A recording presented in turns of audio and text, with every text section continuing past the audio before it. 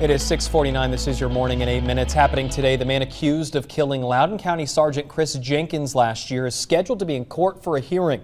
Investigators say Christopher Savannah hit and killed Jenkins on I-75 while Jenkins was trying to remove a ladder off the interstate.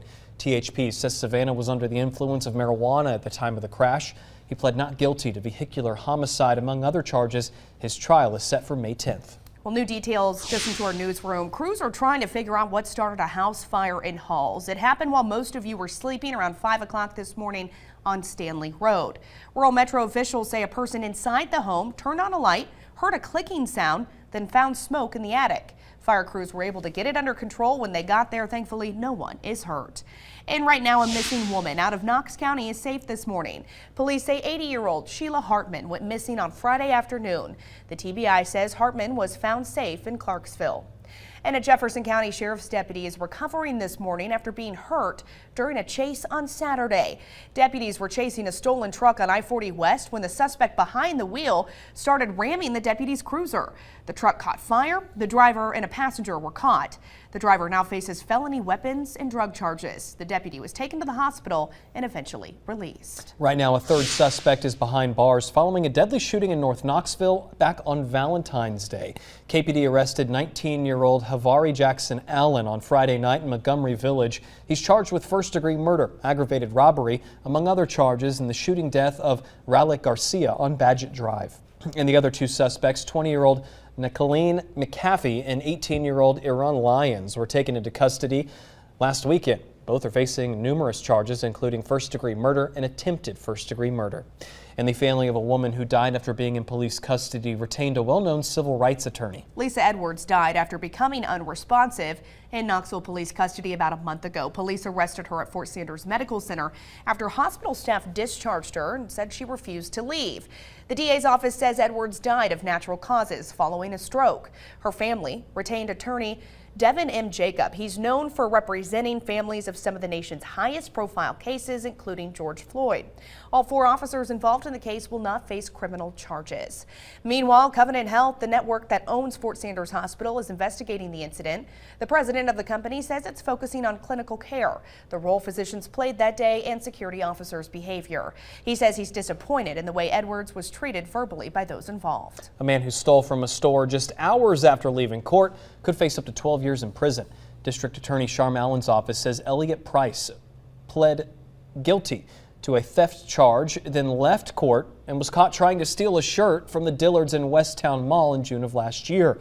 He was found guilty of burglary. Price has 7 prior felony convictions in Greene County and North Carolina.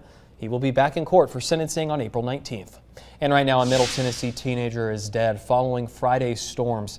Aaliyah Brooks was taken off life support last night. A tree fell on her while she was cleaning up debris at her family's home in Gallatin. She's one of 3 people killed in Friday's storms in Tennessee. 5 people died in Kentucky. And President Joe Biden is back in Washington this morning after a visit and speech in Selma, Alabama. The trip marked the 58th anniversary of Bloody Sunday, a pivotal day in the civil rights movement. He then led a group walking across the Edmund Pettus Bridge. The president continued to stress voting rights ahead of next year's election.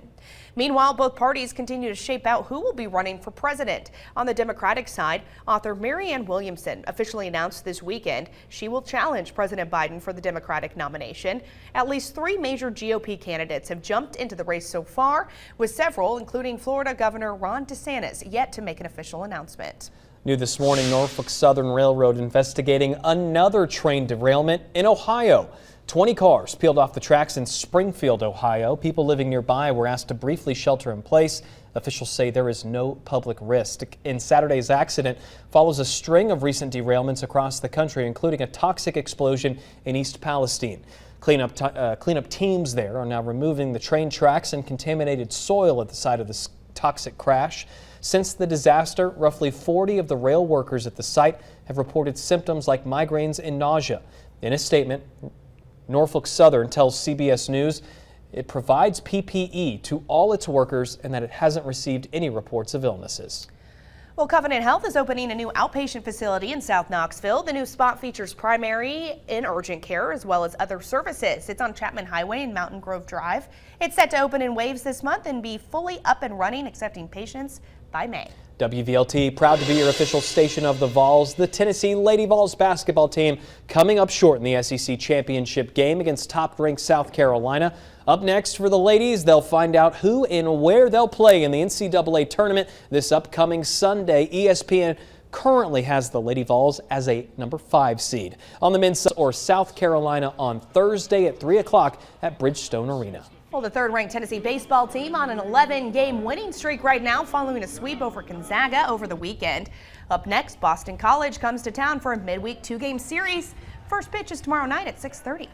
It is 6:54. Let's get over to Whitney Turner with your first alert traffic. An oversized load is making its way from Knoxville to Kingsport today. It was slowing down some traffic on I-40 right around Strawberry Plains Pike. It has since made its way on to 11E. So it's going to be on that roadway for a while as it makes its way through Jefferson, Hamlin, and Greene counties, all the way up to Kingsport this morning. Be prepared to see a large motorcade. Could run into slowdowns on some of those back roads briefly. Taking a look at those interstates and main roads right now, you're in pretty good shape. Shout out the door. That volume's still very light. This is a live look now at I-40 right around I-275. Heavier volume on that westbound side, but still you're moving without any delay. Taking a look at those drive times, 40 westbound is going about 70 miles an hour. Your first alert forecast with Chief Meteorologist Heather Haley. 6:55 and now the winds are just starting to pick up in our higher elevations like the plateau and the mountains, and we will slowly feel that come down into most of East Tennessee today. And these are gusts, which means occasionally stronger winds. They're also shifting late morning from a light cool breeze out of the north to the southwesterly flow. So notice by late morning we'll already start seeing more of those gusts, 15 to 20 miles per hour area wide. This is important if you have a bunch of limbs down you're trying to burn through and get these big piles out of your way.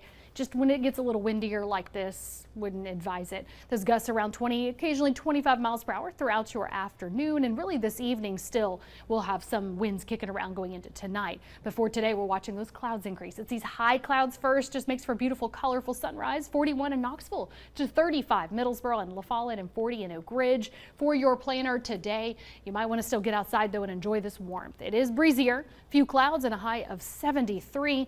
Then the next couple of days comes with more clouds and some rain chances. Straight rain tonight, more rain late week, but notice a return to 50. So we're tracking that cold front coming up on the CW. Yeah, I feel like I spent all weekend picking up branches, but there's still more to pick up. So at least today, I guess it'll be sunny to do that. Heather, thanks. We're headed on over to WVXX. Hope you have a great day.